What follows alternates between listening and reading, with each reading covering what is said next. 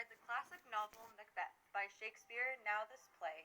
The beginning is rather mystifying, with three witches huddled over what I can only assume to be some sort of satanic pentagram practicing their Ouija skills. Oh, yes, I suppose that is certainly one interpretation. But as the rest of the Macbeth squad come in to greet the witches, we can see them by temptation as the witches pull the strings of their ambition that allure Macbeth in his quest to ascend to the throne. Very true. It all does begin with our innate human urges to strive for power, otherwise known as ambition, and although the witches touched on this, it was not enough alone to steer young Macbeth from his newly acquired land into the pursuit of a greater one. I'm sorry, you're gonna have to repeat that.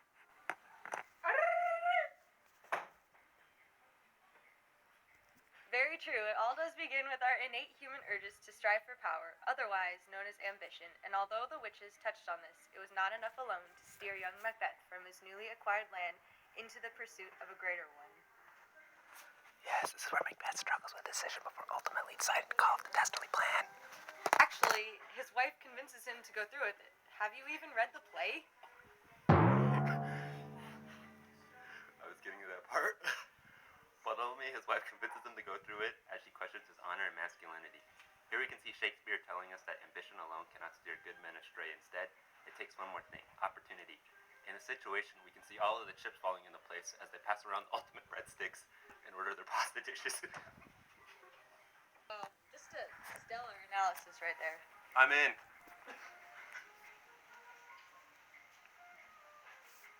I'm in.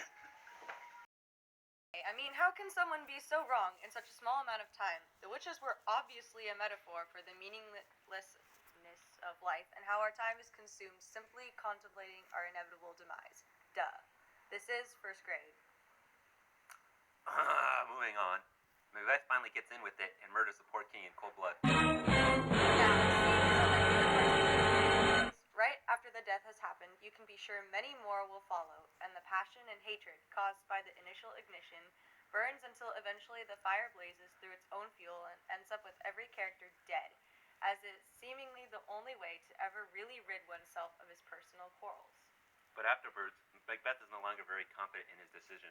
He feels like he should have ordered the beef tortellini instead of the Alfredo, and he feels his character wavering. That is until the three witches come again with their infinite breadsticks and salad, approaching Macbeth to ensure him that his victory over the kingdom is assured, and he'll have free olive oil for the rest of the time. I like to move it, move it. I like to move it, move it, move it. I like to move it, move it, move it. I like to move it, move it. I like to move it, move it. I like to move it, move it. I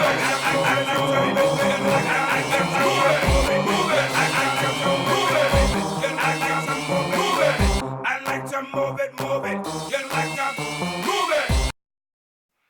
Directly after this paranoia strikes Macbeth, as he has Macduff's entire household slaughtered to prevent usurpation of the throne, so Macduff and Malcolm attempt to avenge their losses by using English troops to invade Scotland and take back the throne.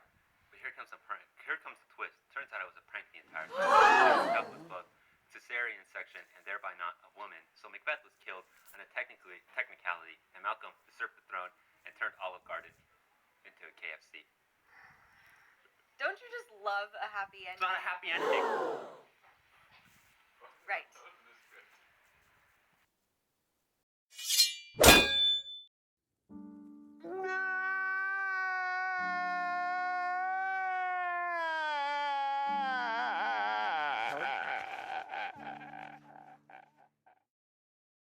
You stupid.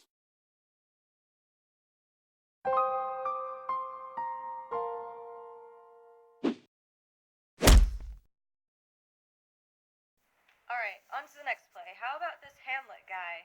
Oh yeah, young Hamlet's life is turned upside down when his off-the-cuff birthday wish comes true and him and his mother swap bodies, making for an incredibly wacky situation at the Olive Garden. Truly a phenomenal piece of cinema. I'm pretty sure you're thinking of Freaky Friday, and I doubt there was Olive Garden involved. But I can see how you can mix those two up. It's a pretty common mistake. Hamlet is actually about a boy who, although home, ends up feeling more alienated than he has in his entire life, and feels powerless to stop the abhorrent injustices he feels in his life until one day... Yeah, but they were at an Olive Garden, just so you know. Alright, fine. They were an Olive Garden. You go on. Oh, until one day he speaks to his father's ghost, who tells him he was assassinated by the owner of Roadhouse, by his own brother, owner of Roadhouse, the now king. Hamlet is greatly upset by this and goes on a quest for revenge, but this newfound motivation causes those around him to think he's going insane. Well, yes, who wouldn't go insane for infinite pasta? He did seem a bit crazy, but his sole focus was on getting that beef tortellini and getting the king to admit the murder and take him down for it.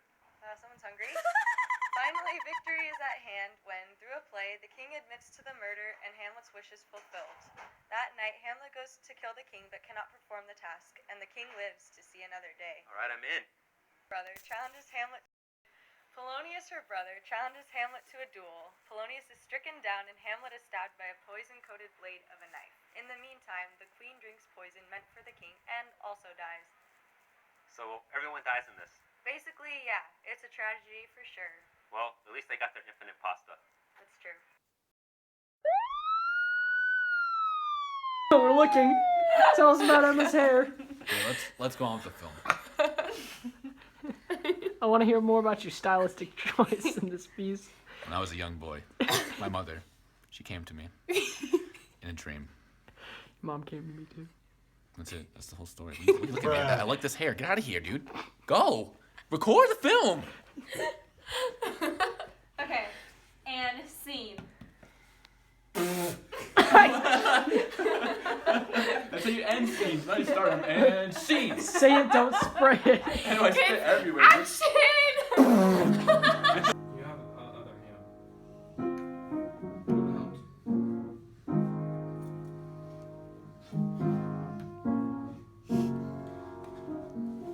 We're doing it again?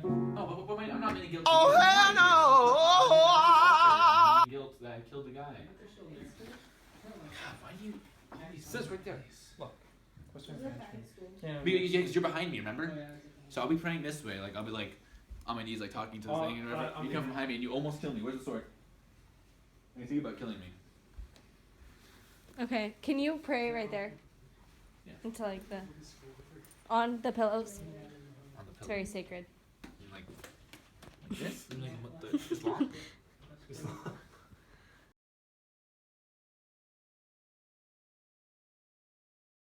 You used to call me on my cell phone. Late night when you need my love. Call me on my cell phone. Late night when you need